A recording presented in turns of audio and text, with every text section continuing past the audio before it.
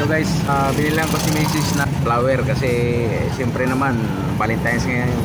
Kailangan ma-celebrate nila yun, ma-celebrate namin yung Valentine's Day. So araw ng mga puso para at least papagana natin yung puso ng Mrs. Kahit pasaway man sila, kahit bungang-bungang naman sila, kailangan bigyan natin ng saya kahit isang araw man lang. Ganito sa panahon na yan, sa araw na to, February 14, ito yung araw ng mga puso. So bibigyan natin na sila ng flower kasi mamaya ako na mabibigyan ng flower. Ito ibibigay ko sa kanya, oh. Ito ibibigay ko sa kanya to. Okay guys, yan, kailangan mapasaya natin si Mrs.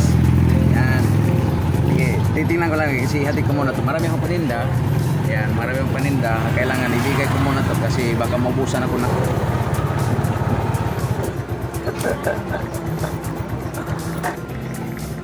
Tingnan natin anong reaction niya kasi binalikan ko siya eh.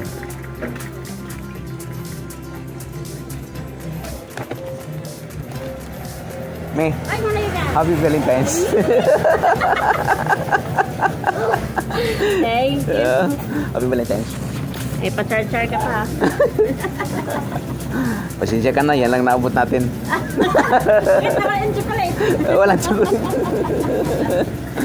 Thank you. At least galing yan sa galing sa puso yan. Success tayo. Happy Valentine's kay Mrs. Hindi na rin ako. Thank Ano, you. Di ba may walang chocolate eh. Basta puhasan natin. At least nabigyan ko siya ng kunting kasiyahan. Kahit kunti lang tayo, kahit hindi tayo mayaman. Bibigyan natin, kahit mungangira yung mga misis natin. Kahit pasaway yung mga misis natin, bibigyan natin. Kasi sa umpisa, nang ligaw tayo, pawa-ipik tayo eh. Para mapansin tayo ng misis o ng dalaga pa, para sagutin natin. Sagutin tayo nila. Ngayon naman, pareho lang tayong paghihirap, tayong malasakit. Pareho lang tayong nagmamahalan. Walang binta. Happy Valentine's. Ito lang binta, oh. Inulat talaga yung flower niya. Ay, siyempre, yung binta ko ng saging, binta ko sa paninda, ayan, binili ko na lang ng bulaklak. Binibigyan ko na lang siya ng flower kasi mamaya ako bibigyan niya ng flower. Oh. Salamat din ako guys kasi nabintahan ako ng aking paninda.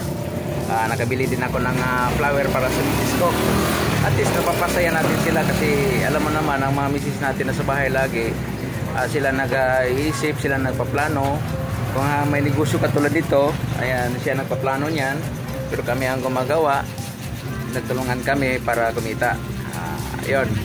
Thank you sa mga customer pala na tumulong sa akin na nabintahan ako na bilang ko siya ng flower kasi alam mo naman ang flower ay maganda. Alam mo naman ang flower ay napakabango. Alam mo naman ang flower para sa mga lalaki kailangan yan. Kaya mag-flower na kayo guys. Ano na?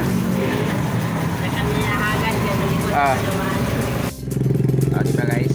Nang binigyan ko si Mrs. ng ng flower, hindi mo alam kung anong nagpa-flash yung mukha niya, namumulang mukha niya dahil sa hindi ko alam kung natuwa siya. Siyempre natutuwa din yun. Tapos ang hihiya nandun siguro or kinakabahan siguro, hindi ko alam naramdaman niya kanina.